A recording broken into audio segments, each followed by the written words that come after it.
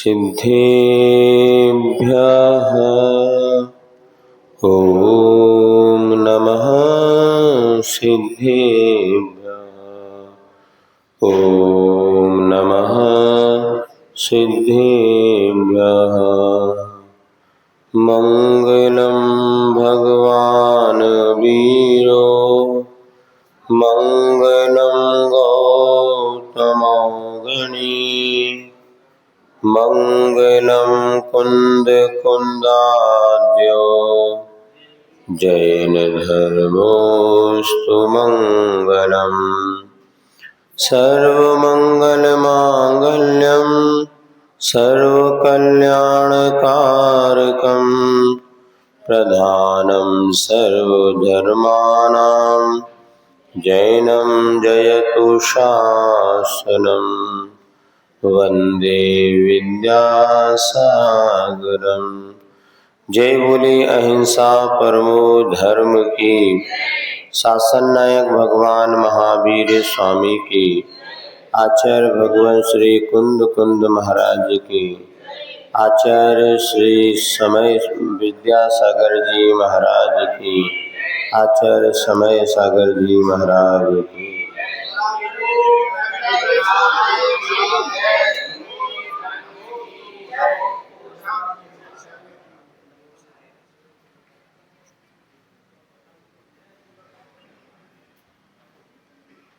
इधर धरती की बढ़ती हुई कीर्ति को देखकर समुद्र के मन में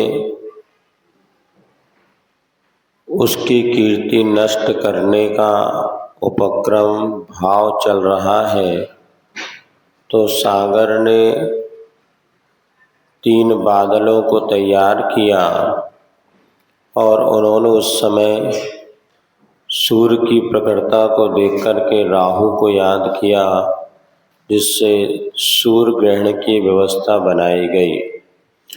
इधर नीचे से धरती के धूल के जो कण थे वो भी संकल्पित हुए और ऊपर जो बादलों से पानी की बूंदें गिर रही थी उनका प्रतिकार करने के लिए वे धरती से ऊपर आकाश की ओर चले गए और धूल के कण और पानी की बूंदों का जो टकराव हुआ, उस टकराव ने भयंकर रूप लिया और इसी संघर्ष को देखते हुए इंद्र का भी अवतरण हुआ, लेकिन इंद्र वहाँ पर दिखा नहीं, मात्र उसका धनुष ही दिख रहा है। Page number 245। क्योंकि महापुरुष प्रकाश में नहीं आते और आना भी नहीं चाहते हैं, प्रकाश प्रदान करने में ही उन्हें रस आता है। यह बात निराली है कि प्रकाश सबको प्रकाशित करेगा ही। तो स्व हो या पर प्रकाश भर को फिर सत्ता शून्य वस्तु भी कहाँ है। फिर यह भी संभव कहाँ है कि सत्ता हो या प्रकाशित ना हो। इंद्र सम यही चाहता है। यह भी मैं यथाकार बनना चाहता हूँ, व्यथाकार नहीं, और तथाकार बनना चाहता हूँ, कथाकार नहीं। अपनी पीड़ा को, व्यथा को हमेशा कहने की कई लोगों की आदत होती है, लेकिन नहीं, जैसा है उसको स्वीकार करते चलो। उस व्यथा को, पीड़ा को पीना ही एक साधना है। साधना क्या है? पीड़ा पी कर देखो, हल्ला ना करो। आचार्य महाराज ने घाई को लिखा है, साधना क्या है? पीड़ा पी के तो देखो और कुछ पूरा याद नहीं, हल्ला ना करो। अर्थात कष्ट को सहन करो और उसको कहना नहीं, यही बहुत बड़ी साधना है। सो यहाँ पर मैं यथाकार बनना चाहता हूँ, व्यथाकार नहीं, और तथाकार बनना चाहता हूँ, कथाकार नहीं। जैसा वस्तु का स्वरूप है वैसा ही स्वीकार करना चाहता हूँ, लेकिन उसमें कथाकार माँ जो कथा कहता तो है लेकिन कथा की वास्तविकता से अपरिचित रहता है। मैं वैसा नहीं।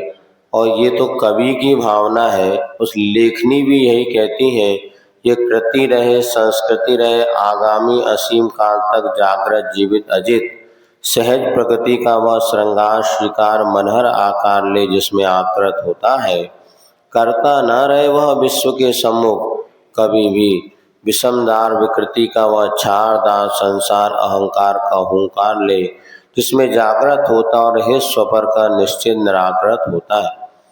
एक कृति होती है, दूसरा कृति को करने वाला कर्ता होता है। कृति वो है जो कि श्रीकार का अर्थात लक्ष्मी का मनहर आकार जिसमें आकृत होता है।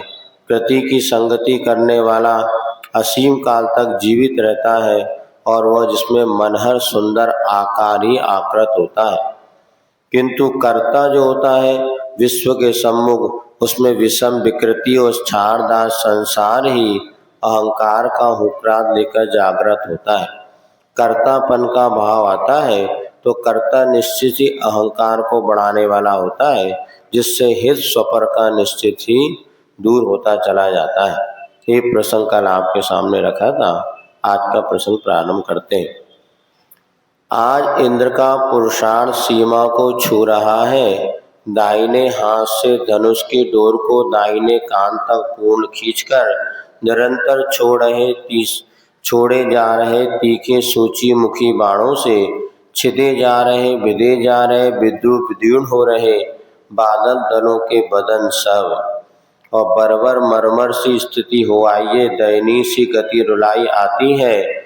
जहाँ देखे वहाँ भूकण ही भूकण, शेष थोड़े से ही शेष हैं जलकण। यही कारण है कि सागर ने फिर से प्रेषित किए जल भरे लबालब बादल दल, और साथ ही क्या साथ आगे क्या करना यह भी सूचित किया। सूचित भावानुसार तुरंत बादलों ने बिजली का उत्पादन किया। क्रोध से भरी बिजली कौंधने लगी, सबकी आंखें ऐसी बंद हो गई चिपक हो गई हो गौन से कहे। सूझबूझ बुझ सी गई सबकी, औरों की क्या कथा।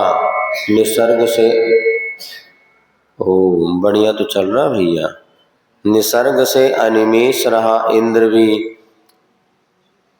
अब देखो अपने अपने बॉक्स से शुरू होना चाहिए। यहाँ वाला बॉक्स तो शुरू है, वहाँ वाले बॉक्स है कि नहीं देख लो, बॉक्स बंद होंगे।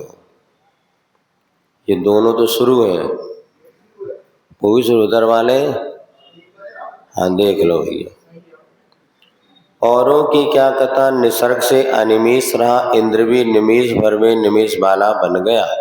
यानी इंद्र के आंखें भी बार बार पलक मारने लगी। तभी इंद्र ने आवेश में आकर अमोघ अस्त्र वज्र निकालकर बादलों के ऊपर फेंक दिया। अर्थात यहाँ पर इंद्र ने भी अपना पुरुषार्थ किया कि वो बादल कण जो धरती का विरोध कर रहे हैं उन वे नष्ट हो जाए। तो दाहिने हाथ से धनुष की डोर कान तक खींच करके वो बाण छोड़ रहा है। तो इंद्र के जो बाण निकल रहा है इससे क्या हो रहा है, वो बादल के दल के बदन माने शरीर सबके छिद बिद रहे हैं। और ऐसी दयनीय स्थिति आ गई कि यहाँ देख के रोना आ रहा है कि बादलों का तो विचारों का अस्तित्व शून्य होने वाला है। जहाँ देखो धरती के कण ही कण दिख रहे हैं। फिर सागर ने लबालब जल से भरे बादल दल को प्रेषित किया। थोड़े से बादल देख के इधर बादलों ने बिजली उत्पादन किया, बिजली कौंधने लगी और ऐसा हुआ बिजली की चमक देख के सबकी आंखें बंद हो गई। सूर्य जो अनिमेष इंद्र जो जिसकी आंखें पलक नहीं झपकती थी वो भी इस समय इंद्र की आंखें भी बार बार पलक मारने लगी। तब इंद्र ने आवेश में आकर के अमोघ अस्त्र वज्र जो था निकाला, उसे बादलों के ऊपर फेंक दिया। वज्राघात की आग से मेघों से आह ध्वनि निकली, जिसे सुनते ही सौर मंडल बहरा हो गया। इधर वज्र की ध्वनि बादलों से टकराई तो बादलों ने आह करके उस जो वज्र के प्रहार को सहन नहीं कर सके, इस आह से पूरा का पूरा सौर मंडल बहरा हो गया। रावण की भांति चीखना, मेघों का रोना जो अपशगुन सिद्ध हुआ सागर के लिए। और आग उगलती बिजली की आंखों में भूरी भूरी धूली कण घुस घुस कर दुस्सा दुख देने लगे। ऐसी विषम स्थिति को देख बिजली भी कांपने लगी। यही कारण हो सकता है कि चला चपला पलायु वाली बनी हो बिजली। इस दुर्घटना को देख तुरंत सागर से पुनः सूचना मिलती है भयभीत बादलों को कि इंद्र ने अमोघ अस्त्र चलाया, तो तुम रामबाण से काम लो। अगर इंद्र ने कोई वज्र अस्त्र तो तुम भी रावण चलाओ, पीछे हटने का मत नाम लो। ईंट का जवाब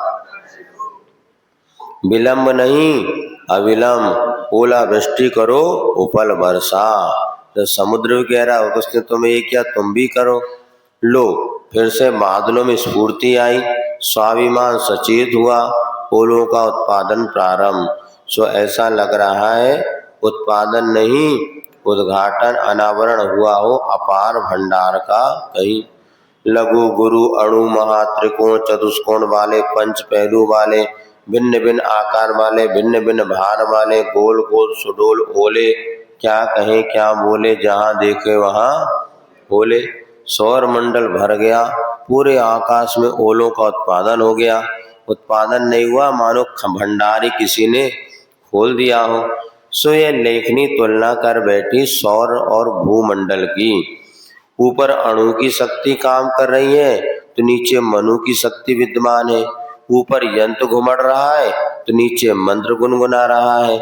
एक मारक है तो एक तारक है, एक विज्ञान है जिसकी आजीविका तर्कना है, एक आस्था है जिसे आजीविका की कोई चिंता नहीं, एक अधर में लटका है उसे आधार नहीं पैर टिकाने, एक को धरती की शरण मिली है। यही कारण है ऊपर वाले के पास केवल दिमाग है, चरण नहीं। हो सकता दीमक खा गए हो उसके चरणों को। नीचे वाला चलता भी है, प्रसंग बस ऊपर चढ़ भी सकता है। हाँ, ऊपर वाले का दिमाग चढ़ सकता है जिस समय वह विनाश का पतन का ही पाठ ही पढ़ सकता है। यह भी सर्वविदित है कि प्रश्न चिन्ह ऊपर ही लटका मिलता है सदा, जबकि पूर्ण विराम नीचे। प्रश्न चिन्ह ऐसा होता ना कुंदा जैसा, तो लटका मिलता है, पूर्ण विराम नीचे होता है। ऊपर कदापि नहीं, प्रश्न का उत्तर नीचे ही मिलता, ऊपर कदापि नहीं। उत्तर में विराम है, शांति अनंत। प्रश्न सदा आकुल रहता है, उत्तर में अनंत प्रश्न ही नहीं उठता। प्रश्न का जीवन अंत में सिंधु में विलीन बिंदु जो। अर्थात यहाँ पर प्रश्न, चूंकि यहाँ पर ऊपर सौर मंडल है और नीचे मनु की शक्ति है, भूमंडल और सौर मंडल दोनों की यहाँ पर तुलना की जा रही है। तो चूंकि ऊपर जो है सौर मंडल ये तो प्रश्न चिन्ह है, लेकिन नीचे जो मनुष्य खड़ा हुआ है यह भूमंडल की भांति यहाँ समाधान है। समाधान ऊपर नहीं, समाधान हमेशा नीचे होता है। बुलंदियों की उड़ान में हो थोड़ा सब्र करना, बुलंदियों की उड़ान में हो थोड़ा सब्र करना। परिंदे बताते आकाश में ठिकाने नहीं हुआ करते। हवाई जहाज कितना भी उड़ ले लेकिन ठिकाना चाहिए तो, पक्षी कितना भी आकाश में उड़ ले लेकिन जब विश्राम चाहिए तो नीचे ही आना पड़ेगा। इसी प्रकार बुलंदी कल्पना ऊंचाइयों की उड़ान में हो कितना उड़ लेना, लेकिन सच्चा सुख जो धरातल पे मिलता है वो कभी आकाश में तो भय रहता है, पता नहीं जब तक प्लेन नीचे ना उतर जाए तब तक दुख दुखी क्रैश हुआ तो क्या होता पता ही मुश्किल हो जाएगी। जब नीचे आ गए, हाँ अब सुकून है, अब तो पहुंच जाएंगे, कोई चिंता नहीं। आकाश में ऊपर आकुलता और नीचे सुख है, इसलिए ध्यान रखना जितने बड़े ऊंचाई पे उड़ोगे उतनी आकुलता बढ़ती है। प्रश्न में सदा आकुलता रहती है और उत्तर में तो समाधान होता, उसके बाद प्रश्न ही नहीं उठता। प्रश्न का जीवन अंत सिंधु में विलीन जो। आज व्यक्ति बहुत उड़ना चाह रहा है, नीचे तो कोई रहना ही नहीं चाहता, लेकिन कितना भी उड़ ले बाद में सुख शांति तो नीचे ही है। पूरा का पूरा वातावरण लेखनी से हुई इस तुलना में अपना अवमूल्यन जानकर ही मानो निर्दय होकर टूट पड़े भूकणों के ऊपर अनगिन ओले। ओलों को लगा इनने तो हमारी बेइज्जती कर दी। अब ये ओले जो है भू के कण, जो धरती के कण उठे थे, उन पर टूट पड़े। प्रतिकार के रूप में अपने बल का परिचय देते मस्तक से बल पर भूकणों ने भी ओलों की टक्कर देकर उछाल दिए शून्य में। बहुत दूर धरती के कक्ष के बाहर आर्यभट्ट रोहिणी आदि उपग्रहों की उछाल देता है यथा प्रक्षेपास्त्र। जैसे प्रक्षेपास्त्र से उनको नक्षत्रों को ऊपर उपग्रहों को ऊपर पहुंचा दिया जाता है, ऐसे वो धरती के कण ने अपने सिर की टक्कर से उन ओलों को भी आकाश में बहुत दूर भेज दिया। इस टकराव से कुछ ओले तो पलभर में फूट फूट कर बहु भागों में बट गए और यह दृश्य ऐसा प्रतीत हो रहा है मानो परिमल पारिजात पुष्प पाखरियां ही मंगल मुस्कान बिखेरती नीचे उतर रही हों धीरे धीरे। जो स्वर्गों से बरसाई गई देवों से धरती का स्वागत अभिनंदन है। मानो जब वो ओले टूट गए तो ऐसा लगा मानो पुष्प ही वृष्टि वहां पर वह हो रही है। यहाँ पे के लिए भाई साहब सोले के तो पीछे वाला पाटा सोले का है। कहा कोई संजी सर्दी मर्दी लग गया तो उसे एक ही दिन तो आए और भग जाओ कल से। 100 के बराबर एक है भैया जी ने कहा था, इसलिए ध्यान रखना पड़ता। अब देखो 100 प्लस हो गए ना, 100 प्लस। आप बैठ जाओ पाटे में, 100 प्लस हो गए भैया। और एक शिवरार्थी हो जाए तो 100 प्लस शिवरार्थी हो जाएंगे। कुछ ओलों की पीड़ा यूं विचार कर ही मानो उन्हें मस्तक पर लेकर उड़ रहे हैं भूकण। ऐसा लग रहा है हनुमान अपने सर पर हिमालय ले उड़ रहा हो। कुछ धरती के कणों ने उस ओलों को अपने सिर पर ले लिया। ऐसा लग रहा है कि मानो हनुमान जी ने अपने सिर पर पहाड़ लेकर के उड़। घटना का यह क्रम घंटों तक चलता रहा। लगातार इसके सामने स्टार वार, जो इन दिनों चर्चा का विषय बना है, विशेष महत्व तो 84 में शायद स्टार वार की बहुत चर्चा चली थी। अब ये गिरने वाला है, कहाँ गिरेगा पता नहीं, एक अलग ही माहौल था। ऊपरी घटती हुई घटना का अवलोकन खुली आंखों से कुंभ समूह भी कर रहा है। इधर कुंभ जो नीचे है वो भी देख रहा है कि अरे ये क्या बादल और ये सब संघर्ष चल रहा है। पर कुंभ के मुख पर भीति की लहर वैषम्य नहीं है, सहज साक्षी भाव से बस सब कुछ संवेदित है। सरल गरल सकल सकल सब, कड़कता हो मीठापन हो, जो भी कुछ देख रहा है कुंभ मास सबको सहज साक्षी भाव से देख रहा है। अब जो चल रहा है तो चल रहा है, वह पुरुषार्थ कुंभ क्या कर सकता है, तो अपने परिणामों को संभालने हेतु सहज साक्षी भाव से इन बादल और भूकणों की जो कसमकस चल रही है उसको साक्षी भाव से देख रहा है। इस पर वे विस्मय की बात है कि यह है कि एक भी ओला नीचे आकर कुंभ को भग्न नहीं कर सका। जहां तक हार जीत की बात है तो भूकणों की जीत हो चुकी है और बादलों के ओलों के गले में हार का हार लटक रहा है। ओले हार चुके हैं। सुरभि सुगंधी से रहित मृतक मुरझाया हुआ हार, जो पराजय का हार था, वो बादलों ओलों के गलों में लटक गया। तथापि नए नए बादलों का आगमन, नूतन ओलों का उत्पादन, बीच बीच में बिजली की कौन, संघर्ष का उत्कर्षण प्रकर्षण, कला कसम कसता धूर्तता, सागर के विषम संकेत क्रूरता आदि आदि, यह सब पराभव के बाद बढ़ता हुआ दाह परिणाम, क्योंकि क्रोध का पराभव होना सहज। इतना सब होने के बाद भी सागर का भी क्रोध शांत नहीं हुआ, वो तो और अभी अपने आप में दाहता को लिए बढ़ रहा है, क्योंकि क्रोध का शांत होना इतना सहज सरल। इस प्रतिकूलता में भी भूखे भूकणों का साहस अद्भुत है। त्याग तपस्या अनूठी, जन्मभूमि की लाज माँ पृथ्वी की प्रतिष्ठा, दृढ़ निष्ठा के बिना टिक नहीं सकती, रुक नहीं सकती, यहाँ लुट जाती है तभी की। इस विषय को स्मृति में लाता हुआ उपास की उपासना में डूबता हुआ शिल्पी किसी बात की मांग नहीं की आज तक, इसका अर्थ यह नहीं है कि यहाँ कोई पीड़ा ही नहीं हो रहा, पीड़ा नहीं हो रही, पीड़ा का अनुभव नहीं हो रहा। हाँ, अर्थ का अभाव कोई अभाव नहीं है, पर प्रभु से प्रार्थना अर्थ की मांग करना भी व्यर्थ है ना।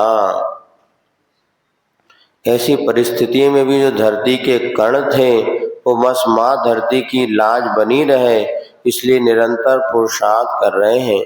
इधर शिल्पी जो है वो भी अपने उपासना में शांत बैठा हुआ है, क्योंकि जब तक बादल दलों का संकट नहीं हटेगा तब तक कुंभ की आगे की यात्रा प्रारंभ नहीं होगी। अब वो शांत बैठा है, इसका अर्थ ये नहीं कि उसको कोई पीड़ा नहीं हो रही, अभाव का अनुभव नहीं हो रहा, किंतु अर्थ का अभाव कोई नहीं, किंतु अर्थ की मांग करना भी प्रभु से व्यर्थ है। जो आपके पास है ही नहीं, रखना चाहते ही नहीं, उसकी क्या मांग। परंतु परमार्थ का अभाव असह्य हो उठा इसमें विभो, इस अभाव का अभाव कब हो। आज जो परमार्थ का अभाव हो रहा है, मात्र अर्थ की चाह में ये संघर्ष चल रहा है, वो कहता है हे भगवान मुझे अर्थ नहीं, परमार्थ के अभाव जो है वो दूर हो जाए। किसी विशेष कारण व शोकाकुल हो, श्रांत थककर शवासन से सोया हुआ किशोर की सूक्ष्माति सूक्ष्म सिस्कन में भी घनी वो दुख की गंध आती है, वह भी माँ की नासा को। उसकी श्वसन प्रणाली का सरकन, आरोहण अवरोहण का श्रवण माँ की श्रवणा ही कर सकती है।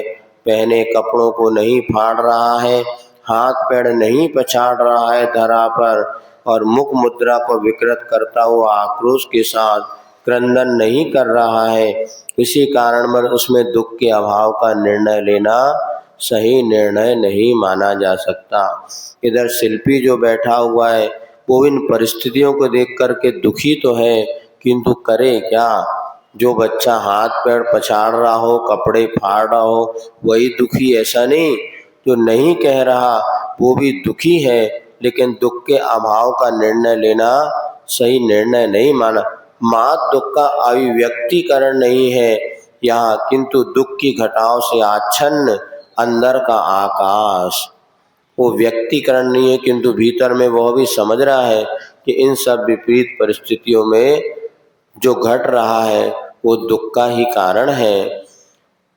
इनका दर्शन यदि अंतर्यामी को भी नहीं होगा तो फिर किसकी आंखें हैं वे इसे देख सकें और तुरंत ही सजल हो सांत्वना दे सके। जो शिल्पी उदास बैठा हुआ है उसको देख कर के अंदाज लगाया नहीं जा सकता कि उसको कोई दुख नहीं है, किंतु वह ऐसा अंतर्यामी कोई ना कोई परमात्मा तो जरूर होगा जो कि शिल्पी के भीतर की वेदना को समझेगा। फिर किसकी आंखें हैं वे इसे देख सके और तुरंत ही सजल हो सांत्वना दे सके। माँ धरती का मान बच जाए प्रभु, जल का मान पच जाए विभो। परीक्षा की भी सीमा होती है, अति परीक्षा भी प्रायः पात्र को प्रचलित करती है, विचलित करती हैं पद से। पाथे के प्रति पीति भी घटती है। बार बार दीर्घ श्वास लेने से धैर्य साहस के बांध हिलती हैं। दरार की पूरी संभावना है। हाय, अकाल में ही जीवन से हाथ धोना पड़ेगा क्या। अर्थात बादलों में भले ओले हार गए, लेकिन अभी भी बादल के वो जो विकल्प है, जो अंधकार है, वो अभी दूर नहीं उठा। इधर माँ धरती का मान बचे तो जल की मान अहंकार गल जाए, और वह प्रार्थना कर रहा है। यहाँ पर आगे बता रहे हैं गुलाब का पौधा, ये सब बार बार परीक्षा ले रहे हैं आप। इस परीक्षा से, अति परीक्षा से तो पात्र भी विचलित हो जाता है मार्ग से, और कभी कभी जो पाथे लक्ष्य बनाए तो उसकी प्रति भी प्रीति घट जाती है, और धैर्य साहस का ही बांध हिलने लगता है। दरार की पूरी संभावना होती है। क्या अकाल में ही हाथ धोना पड़ेगा इस घट को अपने जीवन से।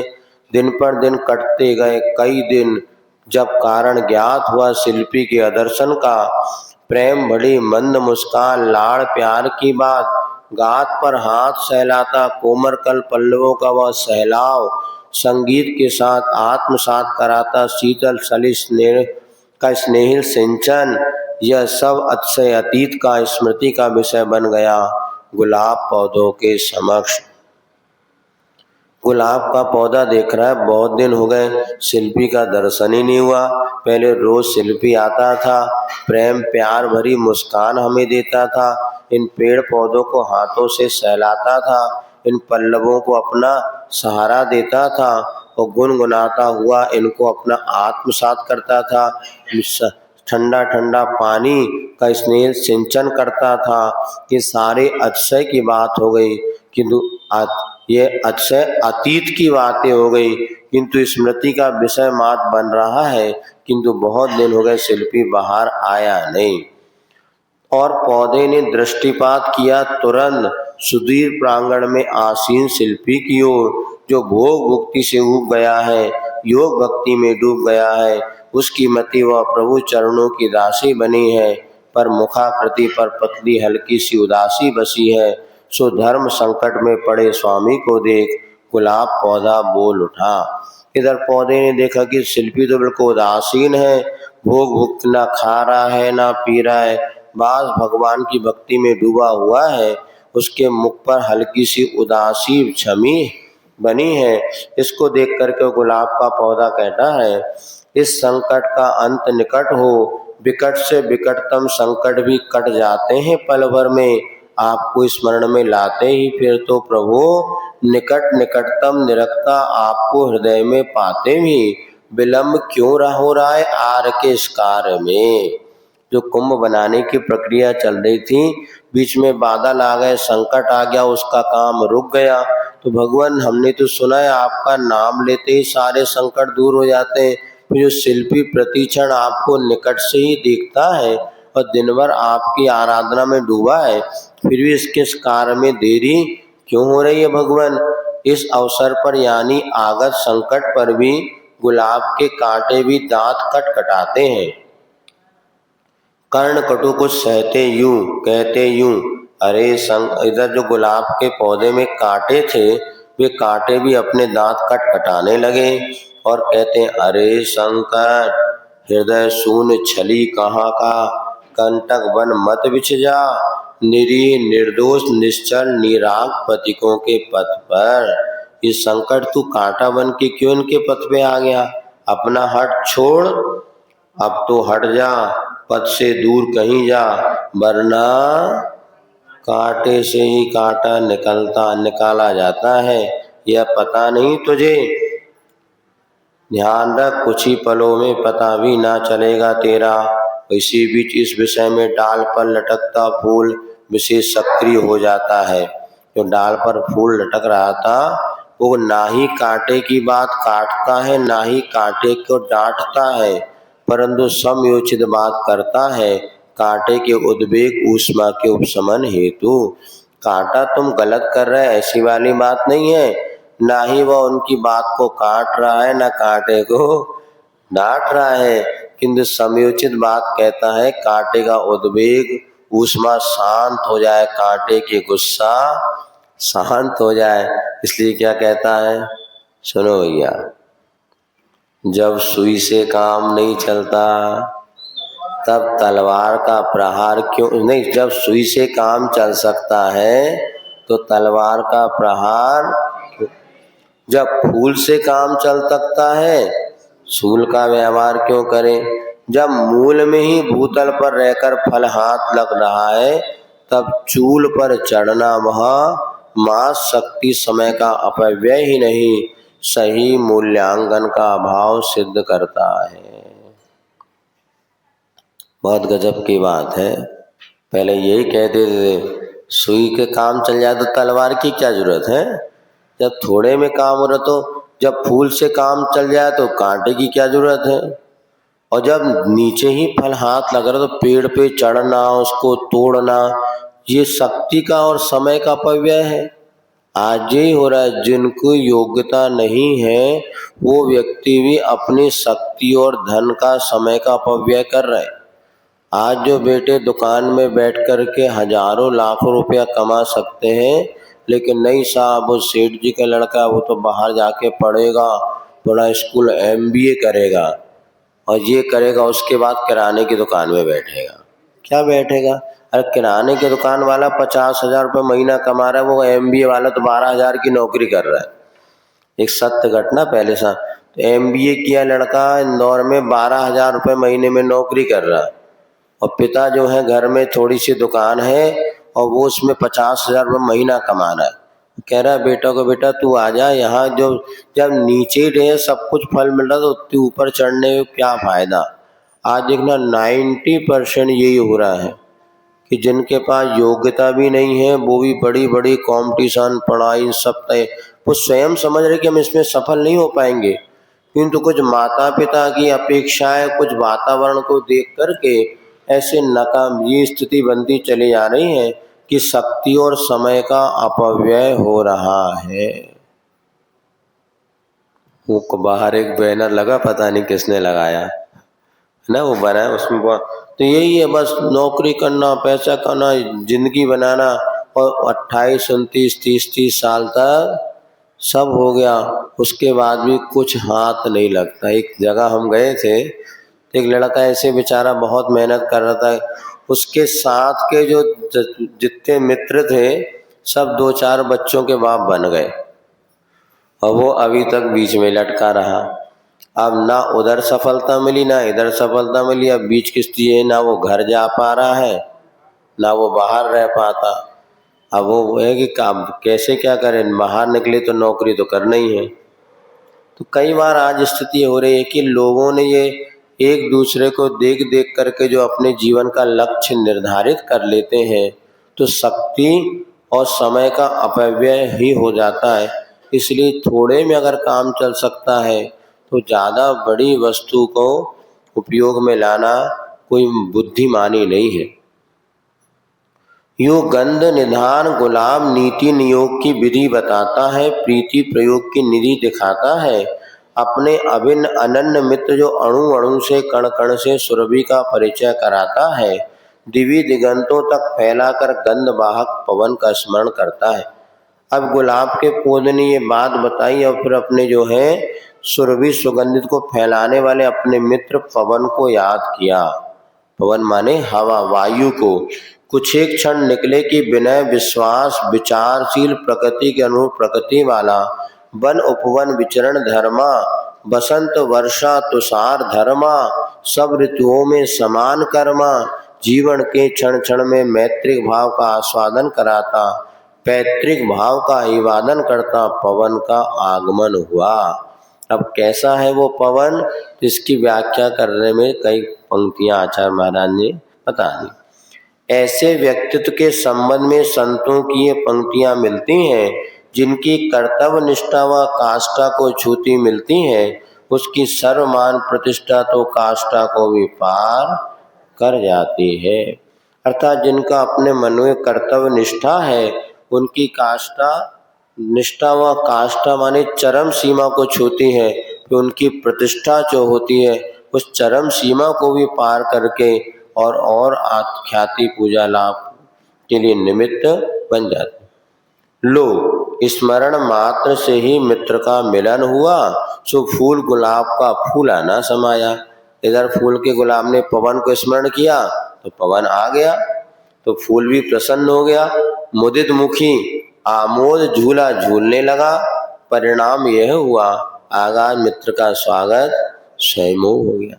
जैसे हवा आई तो कमल जो वो गुलाब का फूल हिलने लगा, मानो वो हिल हिल करके अपने मित्र का स्वागत कर रहा हो। फूल ने पवन को प्रेम में नहला दिया, बदले में पवन ने फूल को प्रेम से हिला दिया। फूल ने पवन को प्रेम में नहला दिया तो बदले में पवन ने फूल को प्रेम से हिला दिया। कुछ क्षण मौन, फिर पवन ने कहा विनय से साथ, मुझे याद किया है सो कारण ज्ञात करना चाहता हूँ, जिससे कि प्रासंगिक कर्तव्य पूर्ण कर सकूं, अपने को पुण्य से पूर सकूं और पावन पूत कर सकूं, बस और कोई प्रयोजन नहीं है। कहता फूल यदि आपने मुझे पवन को याद किया तो कोई कार्य होगा तो बताओ, जिससे मैं अपना पुण्य कार्य को कर सकूं और अपने आप को पवित्र कर सकूं। और कोई मेरा उद्देश्य नहीं है। पर के लिए भी कुछ करूं, सहयोगी उपयोगी बनूं, यह तो भावना एक बहाना है। वास्तव में दूसरों को माध्यम बना करके मध्यम यानी समता की ओर बढ़ना बस सुगमतम पथ है। देखो, किसी की सेवा करने वाला व्यक्ति, किसी का उपकार करने वाला व्यक्ति ये मान के चले कि मैंने इसका उपकार किया, नहीं, ये तो अहम की कोटि में आ जाएगा। लेकिन ये सोचे इसके निमित्त से कम मुझे अपने परिणामों को निर्मल बनाने का अवसर मिल रहा है। तो पर के लिए सहयोगी उपयोगी बनूं, ये तो बहाना है। हम क्या दूसरे का उपकार कर सकते हैं? क्या ये तो एक बहाना मात्र है। लेकिन दूसरों को मध्यम बना करके अपनी मध्यम यानी समता भाव को विकास करने का ये सरल पथ बतलाया है। परोपकार करने वाला व्यक्ति, सामाजिक कार्य करने वाला व्यक्ति जब उस कार्य को करता, उससे उसकी सहनशीलता की परीक्षा होती है। उससे वो अपनी सहनशीलता पर विकास करके अपने परिणामों को संभाल लेता है ना। देखना, आप पहले पहले लगता संकल्प विकल्प, फिर मन में इतनी सहनशीलता आ जाती है कि थोड़ी बड़ी बातों फिर दिमाग खराब होता नहीं। बोले रोजे की झंझट कहाँ था दिमाग खराब करो, 4 बर्तनों खटक पटक तो होगी। तो जहाँ पहले बड़े परिवार होते थे, बहुएं बहुत कम मरती थी, आत्महत्या बहुत कम होते थे, क्योंकि रोजे थोड़ी बहुत खटक पटक होती तो आदत बन जाती थी। अब वो एक ही एक बच्चे आज लड़ते हो, कल कुआं बावड़ी में कूद जाते हैं क्योंकि उनके पास सहनशीलता नहीं है। अब घर में जब देवरानी जेठानी बड़ा परिवार होता था तो थोड़ी बहुत 19-20 बातें होती रहती थी। भाई लोग भी 2-4 होते थे तो आपस में लड़ते विड़ते रहते। तो ये लड़ाई भिड़ाई थी और दृढ़ता आती थी, सहनशीलता बढ़ती थी। अब उसका समापन हो गया। अब हर व्यक्ति इंडिपेंडेंट रहना चाहता है, कोई किसी के साथ में समझौता एक्सप्रेस तो चलती नहीं। अब उसका ये दुष्परिणाम निकलता है, जब कर्म को ऐसे विपरीतताएं आ जाती तो थोड़ी से भी सहन नहीं होता और प्रतिकूलताओं में वो व्यक्ति अपने जीवन को समाप्त करने के लिए ही तैयार हो जाता है। हाँ, कौन संभाले? सही बात, ये तो कह रहे ना। पहले पति पत्नी में जब कोई झगड़ा होता था तो सास ससुर होते थे, देवरानी किसी से अपनी मन की बात कह दो तो ठीक ठाक हो जाए। अब 2 ही भूत हैं, अब वे लड़ ले तो रात भर बोले नहीं, महीनों बातें ना करे और फिर बाद में मित्रों को फोन करते, वो आग और डाल बुझाते नहीं है, उसमें तेल और डाल देते हैं। हाँ ठीक है, तू तो छोड़ दे, भगया। और महताई भी का आजकल ऐसी हो गई कि वो समझाने वाले आज बहुत कम हैं। 2 ही दियों में दे दो तेल, तुम नाचो हम देखें खेल। तो इधर उनको भड़का दिया, इधर उनको भड़का दिया, और बढ़िया देखो भैया बढ़िया जिंदगी। तो यही सब कुछ और चलेगा, यही समझना पंचम काल है। इसलिए भरत चक्रवर्ती के जो 16 स्वप्न थे वो सब साकार हो रहे हैं और हर जगह संघर्ष का माहौल बन रहा है। ऐसे समय में सम्यक ज्ञानी का यही पुरुषार्थ है कि अपने परिणामों को संभालो, क्योंकि कहीं ना कहीं कुछ ना कुछ 19-20 ऐसी परिस्थिति बन रही है कि सत्यता को जानने के बाद भी सत्य का उद्घाटन या सत्य का स्वरूप समझ में नहीं आ पा रहा है। तो यहाँ पर यह है कि दूसरों के निमित्त से अपनी समता ही की परीक्षा होती है कि आपकी कितनी समता बढ़ रही है। तो पहले जो सामूहिक या सब कुछ होता था, अभी भी दूसरे की भी बात सहन हो जाती, घर के लोगों की बात सहन नहीं होती। वही हम देखते कई बार बेटा बेटी तो वहाँ नौकरी कर रहे हैं, वहाँ जाके बॉस की सारी बातें सुन रहे थे, पिताजी माँ ने एक शब्द कह दी तो भिन भिन आ जाएंगे। ये काम करने को वहाँ दिन ऐसे हाथ बांध के जी सर, जी सर, मतलब ऐसे हाँ बिल्कुल हुआ ना, तो बिल्कुल सर सर कहते कि 17 वो बोले कह दे तो ही मुंडी नहीं हिलाते। तो यहाँ थोड़ा सा किसी ने माता पिता ने कह दिया तो घर में आग लगा देंगे। ये बड़ी विचित्रता है। इसीलिए घर में थोड़े सहन करते करना क्या करें, पर के लिए उपयोगी बनूं, ये तो एक मात भावना है कि अपनी क्षमता का विकास हो।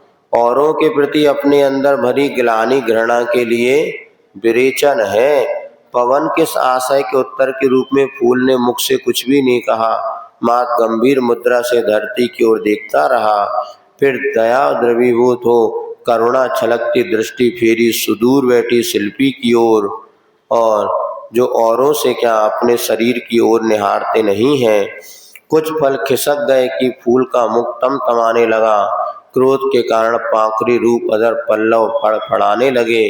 क्षोभ से रक्त चंदन आंखों से वह ऊपर बादलों की ओर देखता है जो कृतघ्न कलह कर्म मग्न बने हैं, है विघ्न के साक्षात अवतार संवेगमय जीवन के प्रति उद्वेग आवेग प्रदर्शित करते और उनका भविष्य भयंकर स्वभावों का भग्नावेश शेष मात्र है। अब इधर जब पवन ने पूछा तो कमल गुलाब क्या करता, उसने सबसे पहले तो कुंभ की ओर देखा, जिन्होंने अपनी साधना करते हुए अपने जीवन को यहाँ तक उन्नत बनाया। फिर उसने धरती और कुंभ को देखा, फिर उधर शिल्पी को देखा जो उदास बैठा हुआ था। फिर उसने तीसरी जब दृष्टि बादलों की ओर देखी तो उसका चेहरा तमतमा गया, जो कि संकट को उत्पन्न करने वाले मूल नायक थे। और जैसे ऊपर बादलों की ओर देखा तो वहां पर भयंकर कैसे हैं बादल, जो विघ्न के साक्षात अवतार थे। उनको देखते ही शिल्पी का जो है आंखें को गुलाब की आंखें जो है रक्त चंदन जैसी लाल लाल हो गई, होंठ फड़फड़ाने लगे। बस भिन्न भिन्न पात्रों को देखकर भिन्न भिन्न भाव भंगिमाओं के साथ यह जो फूल का बमन नमन परिणमन हुआ बर्तन परिवर्तन उतना ही पर्याप्त हुआ पवन के लिए। हाँ हाँ, अनुक्त भी ज्ञात होता है अवश्य उद्यमशील व्यक्ति के लिए। फिर तो संयमशील भक्ति के लिए किसी भी बात की अव्यक्तता आकुलित करेगी क्या। सब कुछ खुलेगी खिलेगी उसके सम्मुख अविलंब। यूं प्रासंगिक कार्य होते ही उसे सानंद संपादित करने पवन कटिबद्ध होता है तुरंत। अब यहाँ पर जो है उद्यमशील जो व्यक्ति होता है ना, उसके लिए बार बार कहना नहीं पड़ता, बिना कहे ही वो काम करना प्रारंभ। तो पवन ने देखा कि तीनों भंगिमाएं देखी गुलाब की, तो समझ गया कि बादलों का संकट जो है इसके लिए बाधक बन रहा है, तो मुझे इस बादलों को आकाश से हटाना है। और संयमशील भक्ति के लिए किसी बात की अव्यक्तता आकुलित करेगी क्या। और उसको बात समझ में आ गई, तो प्रासंगिक कार्य को संपन्न करने के लिए वो पवन जो है वो भी कटिबद्ध हो जाता है, कमर कस लेता है, कृतज्ञता ज्ञापन कराता धरा के प्रति प्रलय रूप धारण करता है। रोष के साथ कहता है, अरे पथ भ्रष्ट बादलों, बल का सदुपयोग किया करो, छल का न उपभोग किया करो। छल बल से हल नहीं निकलने वाला कुछ भी करो या ना करो, माँ दल का अवसान ही अब हल है, और वह भी निकट सन्निकट। फिर मति की गति से तीव्र गति से पवन कहाँ पहुँचता है, नवमंडल में, और पापोन्मुखों में प्रमुख बादलों को अपनी चपेट में लेता है, घेर लेता है और उससे मुख को फेर देता है जड़ तत्व के शोध सागर की ओर। फिर पूरी शक्ति लगाकर उन्हें ढकेल देता है, दोनों हाथ ऊपर उठाकर एक पद धरती पर निश्चल जमाते, एक पद पीछे की ओर खींच एड़ी के बल गेंद को ठोकर देकर बालक जो देखता रह जाता है, पवन देखता रह गया। उसने जोरदार ठोकर मारी बादलों को, जैसे बच्चा फुटबॉल में ठोकर लगाता है ना, ऐसे उसने भी ठोकर लगा दी पूरे बादलों को।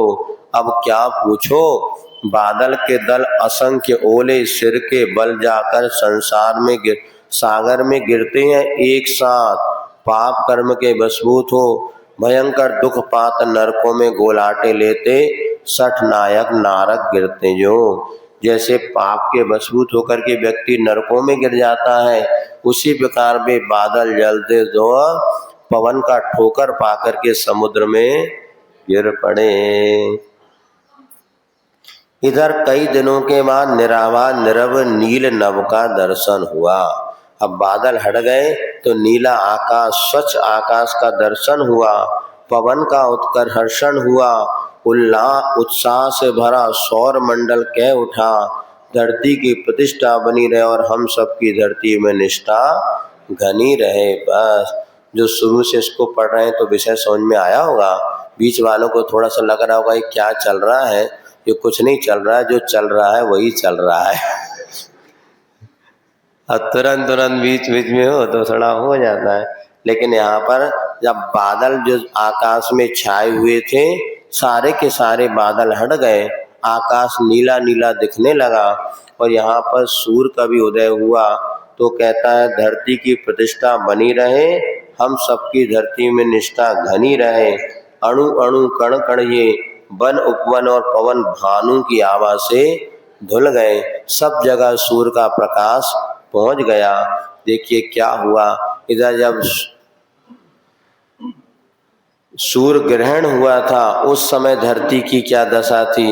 अब सूर्य का उदय हुआ तो क्या हुआ, कलियां खुल खिल पड़ी, पवन की हंसियों में छवियां घुल मिल गईं, गगन की गलियों में नई उमंग नए रंग, अंग अंग में नई तरंग, नई ऊषा नई उष्मा, नए उत्सव नई भूषा, नए लोचन समालोचन, नया चिंतन नया सिंचन, नई शरण नई वरण, नया भरण नया आभरण, नए चरण संचरण, नए करण संस्करण, नया राग नई पराग, नया जाग नई भाग, नए हाव नई कृपा, नई खुशी नई हंसी, नई नई ये गरीयसी, नया मंगल नया सूरज, नया जंगल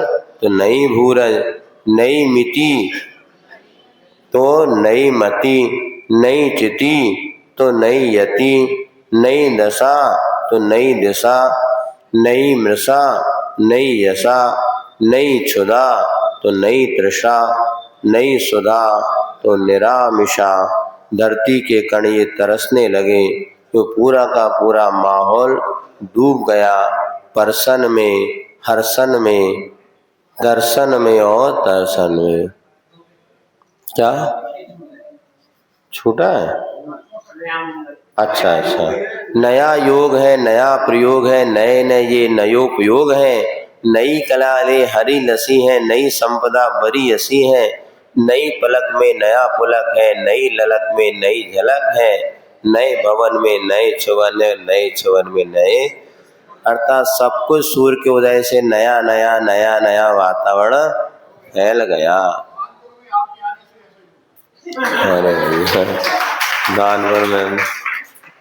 यूं यह नूतन परिवर्तन हुआ, तथापि इसका प्रभाव कहाँ पड़ा?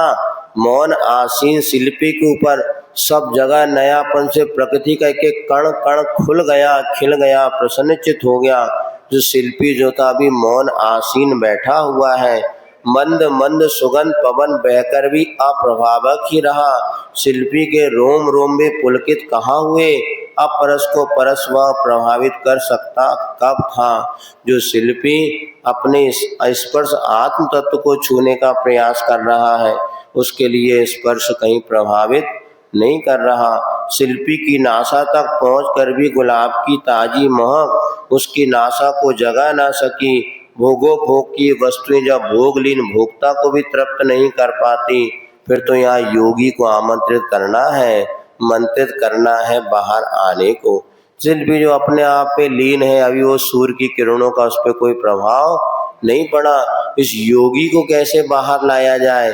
क्योंकि जो भोगी भी जब भोग से तृप्त नहीं होता, तो ये तो योगी है, इसको भोग से कोई प्रयोजन ही नहीं है। निजी निजी नीड़ों को छोड़ बाहर आ, वन बहार निहारता, पंछी दल भी चहक भी चाह के अभाव में शिल्पी के कर्णों को तरंग क्रम से जा छू नहीं सकी। जो पक्षी चहचहा रहे थे उस चहचहाट को भी शिल्पी नहीं सुन पा रहा है और शून्य में लीन हो गया उनका वह कर्ण का तरंग, यानी श्रवणी चहक के ग्राहक नहीं बने शिल्पी के कर्ण। अर्थात जो शिल्पी को एक संत माना है जो कि पांचों इंद्रियों के विषय भोग से ऊपर उठ चुका है। ऐसी विशेष स्थिति में सूरज होकर भी स्वयं रजविहीन सूरज ही सहस्त्र करों को फैलाकर सुकोमल किरणांगलियों से नीरज की बंद पाखरियों से शिल्पी की पलकों को सहलाता है। अविरत जब कुछ नहीं हो तो सूरज की किरणें आई जो शिल्पी के मुख पर पड़ी। उन किरणों ने अपने हाथों से उस सूरज मतलब जो शिल्पी थी उसकी पलकों को सहलाया। इस सहलाव में शिल्पी को अनुभूत हुआ माँ की ममता का मृदुल स्नेह परस। आंखें विस्फारित हुई, हुआ अपार क्षमता का सदन आलोक धाम दिनकर का दरस। और वहां पे दिन सूर्य नारायण का दर्शन हुआ। दूर से दरस पाकर भी लोचन हर्ष से बरसने लगे। जब शिल्पी ने देखा बादलों का संकट टल गया, सूर्य उदय हो गया, तो शिल्पी की आंखों से भी हर्ष के आंसू, प्रसन्नता के आंसू बरसने लगे और भक्ति के धवलिम कणों में स्नपित शांत होने धरती के कण कण ये तरसने लगे। ऐसे भक्ति के धवलिम कणों से सारा यूं पूरा का पूरा माहौल डूब गया है परसन में, हर्षण में दर्शन। अर्थात इस सूर्य की किरणों का दर्शन करो, मन प्रसन्न हो, स्पर्शन हो। इस सब में पूरा का पूरा माहौल डूब गया है।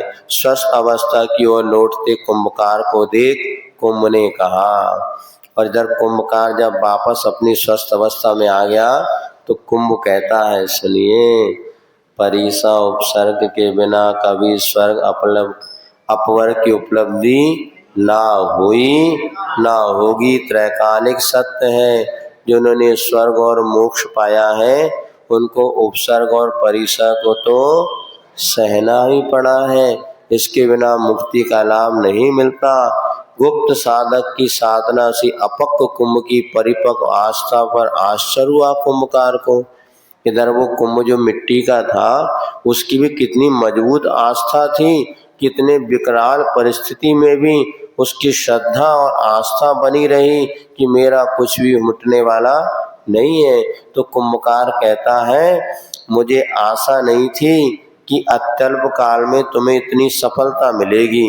कठिन साधना के सम्मुख बड़े बड़े साधक भी हाँफते घुटने टेकते हुए मिले हैं यहाँ पर। अब विश्वस्त हो चुका हूँ पूर्णता में कि आगे पूरी सफलता आगे भी मिलेगी। फिर भी सुनो, अभी तुम्हारी यात्रा आदिम घाटी को ही पार कर रही है। घाटियों की परिपाटी तो अभी प्रतीक्षित है। अभी तो ये मंगलाचरण है, आगे बहुत कुछ तुम्हें सहन करना पड़ेगा। क्योंकि जो सहन नहीं करेगा वो महान कैसे बनेगा। तो कहता है शिल्पी, अभी तो आदिम घाटी है, प्रारंभ की चढ़ाव, अभी तुम घटे ही बने हो अभी। और सुनो, आग की नदी को भी पार करना है तुम्हें, वह भी बिना नौका। हाँ, अपने ही बाहुओं से तैरकर तीर मिलना नहीं, ना है बिना तैरे। तुम्हें स्वयं अपने बाहों से तैरना पड़ेगा, अन्यथा कभी भी तुम्हें संसार के दुखों का पार मिलने वाला नहीं है। इस पर कुंभ कहता है कि जल और ज्वलनशील अनल में अंतर शेष रहता ही नहीं साधक की अंतर्दृष्टि में। जिसने आत्म साधना करने का लक्ष्य बना लिया, चाहे ठंडा पानी मिले चाहे गरम गरम आग मिले, और दोनों को वो समता से ही स्वीकार करता है। वह साधक निरंतर साधना की यात्रा भेद से अभेद की ओर, वेद से अवेद की ओर बढ़ती है, बढ़ना ही चाहिए, अन्यथा वह यात्रा नाम की है, यात्रा की शुरुआत अभी नहीं हुई। कुंभ की ये पंक्तियां बहुत ही जानदार सिद्ध हुई। इस प्रकार मूक माटी के 3 खंड पूर्ण हो गए। अब यहाँ पर अंतिम खंड है है तो बहुत लंबा चौड़ा, फिर भी अग्नि की परीक्षा, चांदी सी राख, कुंभ कैसे परिपक्व अवस्था को प्राप्त होता है और कुंभ का अंतिम उपसंहार किस रूप में होता है, तो देखिएगा। इतना ही रखते, समय आपका।